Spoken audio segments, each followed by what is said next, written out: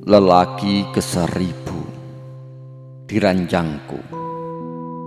Cerpen karya M.H. Ainun Najib.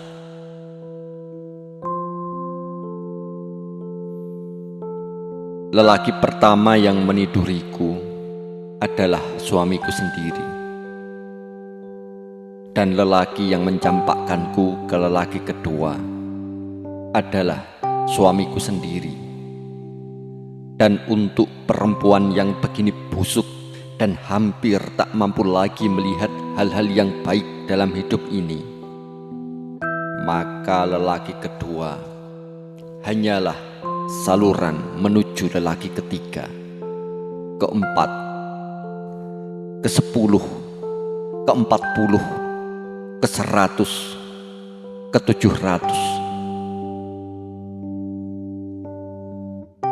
Kututup pintu kamarku keras-keras, kukunci, dan pergi kau lelaki.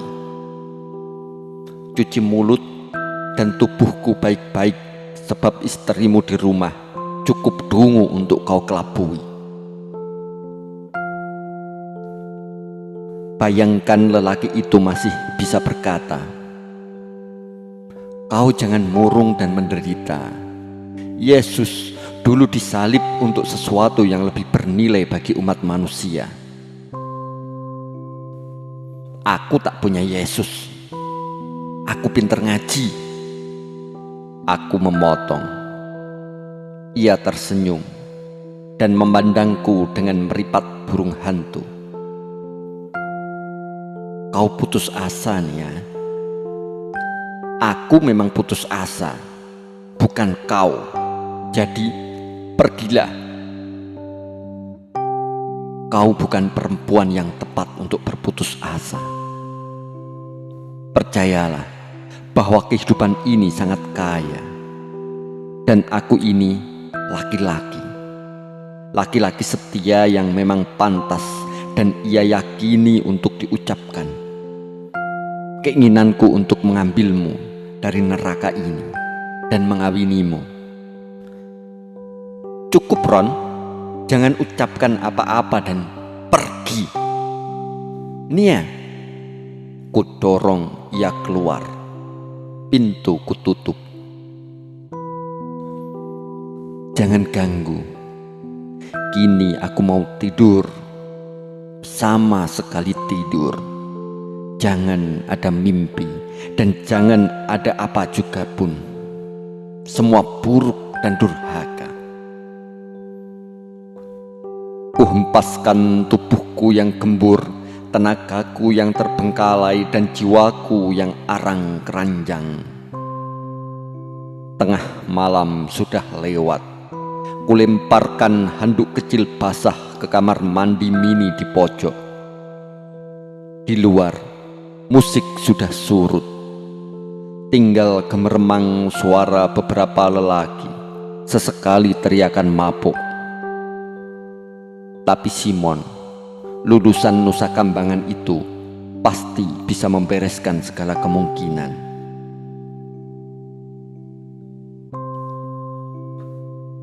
Kupasrahkan segala kesendirianku di kasur. Tubuhku tergolek dan semuanya lemas. Kuhembuskan nafas panjang, tapi tak cukup panjang. Dadaku selalu sesak. Sahabatku dinding, atap, almari, kalender porno, handuk-handuk. Sebenarnya ini semua kehidupan macam apa? Seorang perempuan, dari hari ke hari, dari jam ke jam, harus mengangkang.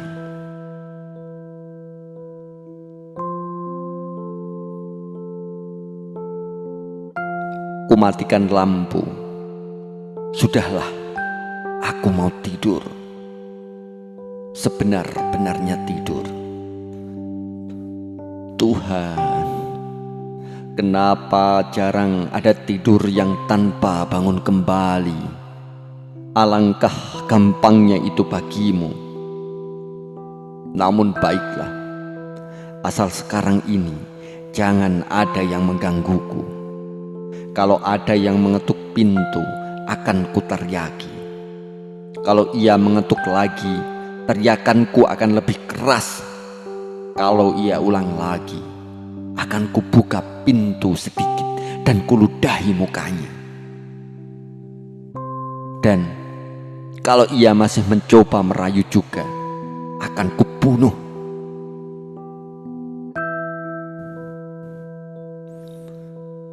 Datanglah besok pada jam kerja semaumu.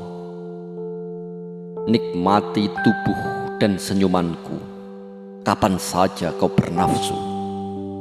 Tapi jangan ganggu saat sendiriku, sebab tak bisa lagi aku tersenyum. Aku tak boleh tersenyum untuk diriku sendiri. Aku bisa kehabisan, sebab ratusan bahkan ribuan lelaki sudah menunggu untuk membeli, dan karena itu mereka merasa berhak sepenuhnya untuk memiliki keramahanku. Padahal aku sesungguhnya tak punya keramahan lagi. Coba, siapa yang lebih bijak dari pelacur? Tersenyum terus-menerus kepada setiap lelaki, meladeninya seperti seorang permaisuri yang terbaik atau setidaknya seorang istri teladan. Melakukan segala kemauannya tanpa boleh menolaknya, kecuali aku kehilangan kemungkinan di hari-hari berikutnya. Aku harus ramah, supel, senyum dalam keadaan apapun. Jadi, hitunglah berapa kekuatan jiwa yang kubutuhkan untuk melakukan itu tanpa ada hentinya.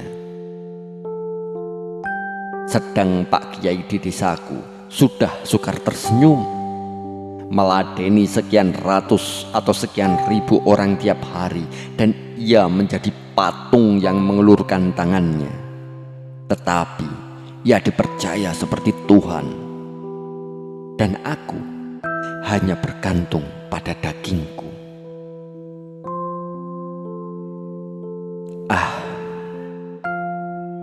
Kenapa mengeluh? Pelacur yang baik tak pernah mengeluh. Sekarang tidur, tidur, tidur. Apalagi aku sudah hampir menyelesaikan salah satu kesempurnaan hidupku di muka bumi ini. Kini aku telah sampai pada lelaki ke-993. Bukan rekor yang cukup hebat, tapi ini ambang pintu kesempurnaan tersendiri bagiku. 13 bulan sudah aku menekuni karirku ini, dengan berusaha sebaik-baiknya memenuhi segala aturan dan sopan santunnya terhadap hampir semua lelaki. Moral dan solidaritasku tinggi.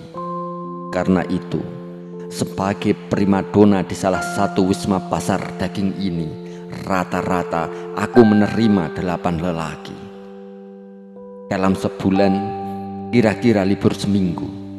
Dan selama ini, aku ambil cuti hampir 2 bulan. Cobalah hitung sendiri. Rekorku pasti lebih tinggi kalau saja tidak cukup banyak lelaki yang mengulangi hasratnya atasku beberapa kali.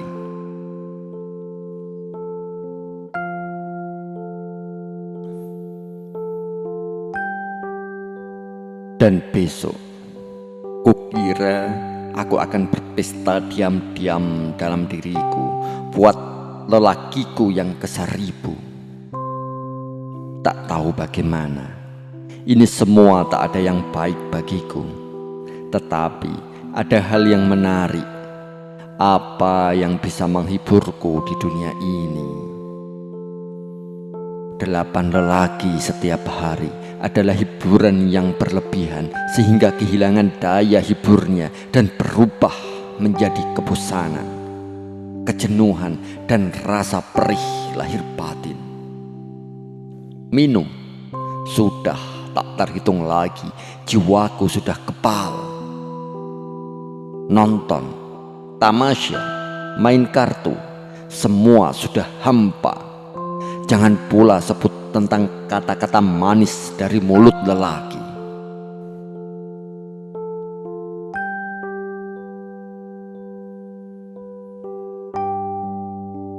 Aku sudah mengecap segala yang manis dari laki-laki, tetapi manis hanyalah manis dan kenyataan hidup adalah bab yang lain lagi. Suamiku dulu kurang apa? Anak muda yang manis, pengusaha swasta yang berhasil. Caranya berjalan seperti pendekar dan mulutnya seperti pujangga. Segala mimpi dan bayangan tentang hari depan ada dalam genggamannya. Namun, alasan terkuat sehingga aku menjadi istrinya adalah karena aku mencintainya. Tanpa aku pernah mencintai lelaki manapun sebelumnya. Apa yang kurang? Orang tuaku melarang kehendakku karena mempertimbangkan latar belakang lelaki itu. Perbedaan agama, lingkungan pergaulannya, serta, kata ibu, cahaya matanya.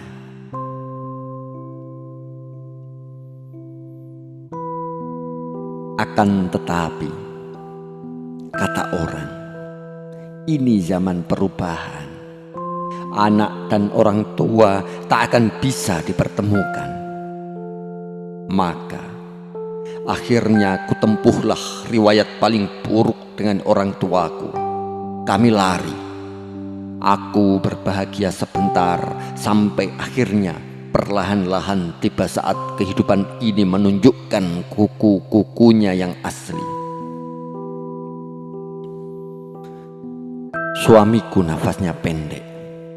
Keramahannya terhadapku singkat, umurnya dan makin surut.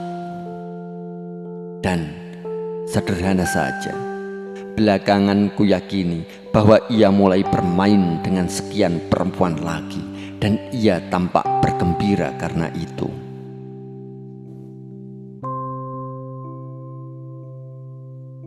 Tenanglah, sudah. Tak bisa kukuasai lukaku. Tak bisa kurumuskan semua itu dengan pikiranku. Dan untuk kembali ke orang tua, aku amat sangat merasa dosa dan malu.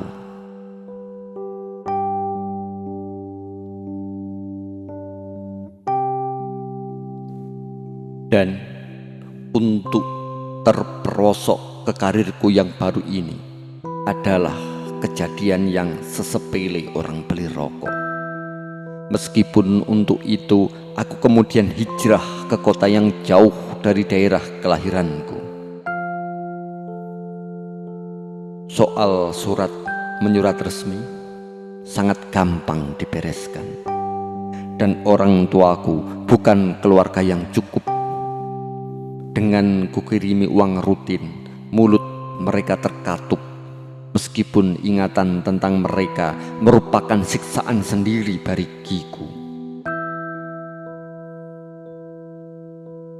Janganlah mempersoalkan hal-hal sepele seperti itu. Bahkan di sini banyak kawan-kawanku yang memang sengaja dijual oleh suaminya, serta banyak contoh lain di antara puluhan ribu sahabat-sahabatku di kota ini. Kenapa kau bisa sampai di sini, Nia? Banyak sekali lelaki menanyakan seperti ini. Dan jawabanku sudah kufotokopi ratusan lembar, sebab aku tak ada pertanyaan lelaki yang mendalam. Mereka hanya mesin dari nafsunya, dan untuk hal-hal yang berbau cinta, kulayani mereka cukup dengan kertas-kertas loakan. cinta itu tak ada. Karena itu ia terlalu banyak dibicarakan. Kau pantas jadi bintang film. Ratusan lelaki memujiku, dan mendengar itu selalu aku ingin berak. Mau jadi istriku? Rayunya. Kau yang jadi istriku, aku suamimu, jawabku. Aku tak mengerti. Lelaki tak pernah mengerti. Tidak semua nih ya. Ya, tidak semua. Jika lelaki ialah perempuan, maka ia bisa mengerti. Aduh, perempuan selalu membingungkan. Lelaki selalu membunuh perlahan-lahan. Kalau sudah begitu, mereka biasanya lantas putus asa dan cepat-cepat saja menggulatiku, seperti monyet makan mangga. Tak ada bedanya. Semua yang mendatangiku adalah monyet-monyet, baik ia sopir, pelaut, guru, pengusaha, mahasiswa, seniman, gali, penjudi, dosen, makelar, peternak, tuan tanah, pelayan, lurah, camat, jagal, pegawai, bandar, kermo, botoh maupun bupati. Beberapa di antara mereka yang putus asa hidupnya agak sedikit lebih baik. Yang lainnya menumpahkan segala dosa dan kehinaan di wajahku. Jadi, buat apa aku pikirkan monyet-monyet? Sekarang, tidur. Tidur. Tidur. Tidur lebih baik dari segala sesuatu. Kalau saja ada tidur yang terbebas dari kenyang dan lapar, kalau saja ada kamar sekecil apapun yang memberiku tidur yang sekekal-kekalnya. Aku tersentak tiba-tiba oleh suara adzan yang keras. Masjid hanya 100 meter dari tempatku ini. Jadi ini sudah pagi dan aku belum tidur sekejap pun. Kuraih pil tidur di meja dan kutelan. Suara adzan terus mengalun dan mengejekku. Dalam warna-warni yang malang melintang di mataku, akhirnya aku lenyap ke dalam mimpi buruk. Mimpi seburuk-buruknya yang bahkan tak pernah dialami oleh setan maupun malaikat.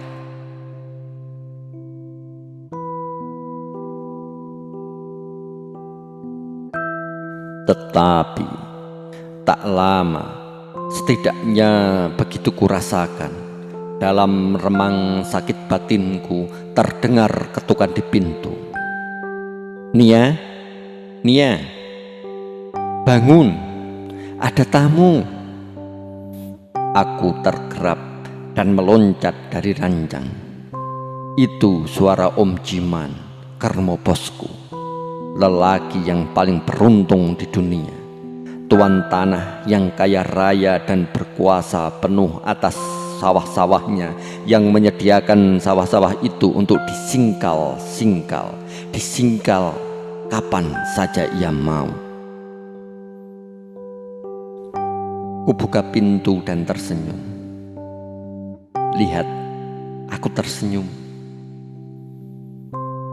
Inilah kemampuan dahsyat yang membuatku laris. Kulirik jam 8:35 waktu Indonesia Barat. Gusti Allah, siapa gerangan lelaki yang di pagi buta segini sudah hendak beli sarapan? Kupandang tamuku itu, lelaki setengah tua, gendut, rapi dan berwajah pemabuk. Tak ada yang menarik. Tapi kuladeni juga seperti Ken Dedes meladeni Ken Arok. masih sangat ngantuk dan tidur masih kuat menjadi bagian dari diriku. Tapi kuladeni juga lelaki berikutnya dan berikutnya lagi, mas-mas yang budiman.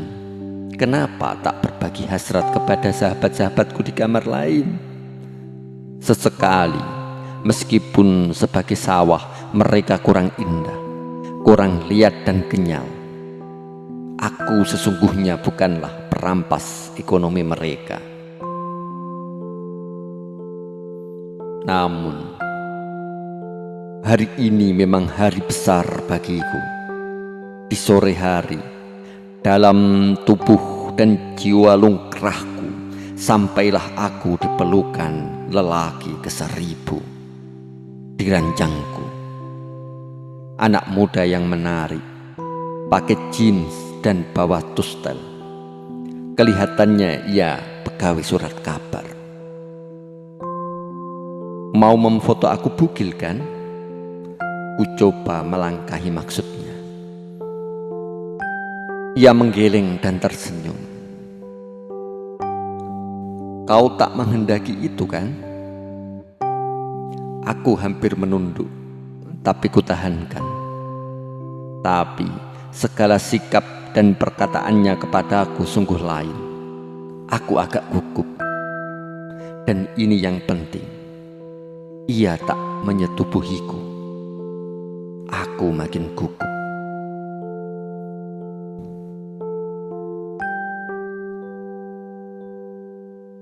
Demikianlah, kami hanya bersetubuh batin. Begitu singkat, tapi segala yang kupertahankan di batinku ambrol. Tak tahu apa yang terjadi tadi malam itu. Aku menangis. Ini mimpi yang lain sama sekali. Tak tahu apa. Ternyata karirku menanjak, dan inilah yang sebenarnya ingin kukemukakan kepadamu. 2 hari kemudian, Om Jiman pagi-pagi menyodorkan padaku sebuah koran. Di halaman pertama pojok bawah terpancang fotoku serta segala cerita tentang diriku.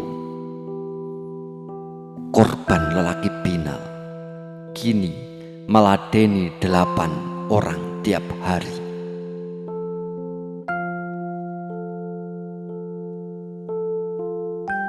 Dan sebelum sempat ku selesaikan membacanya, datang 2 lelaki membawa koran yang sama. Memandangku dengan aneh. Satunya tersenyum. Kemudian datang lagi dan lagi lelaki dengan koran di tangannya. Tingkah lakunya macam-macam. Pendekatannya kepadaku beraneka ragam. Mereka antre di depan pintu. Kawan-kawanku sibuk menggunjingkanku. Ada yang senang, nelongso, marah. Bagaimanapun, aku yang memang cantik ini memang saingan mereka. Si Mina merampas koran dari salah seorang lelaki dan merobek-robeknya, kemudian menangis sekeras-kerasnya. Aku bingung. Ayo, berapa lelaki merangkak di ranjangku dalam sehari? 10, 12, 15, atau 5 orang sekaligus mau jadi babi mabuk di seputar tubuhku. Semoga aku mati sebelum hancur sama sekali. Semoga ada yang menulari herpes ke tubuhku supaya kusebarkan ke seluruh lelaki yang datang dan meluas ke seantero kota dan seluruh negeri. Toh, aku bisa menikamkan pisau ke perutku sewaktu-waktu. Jogja, 1982.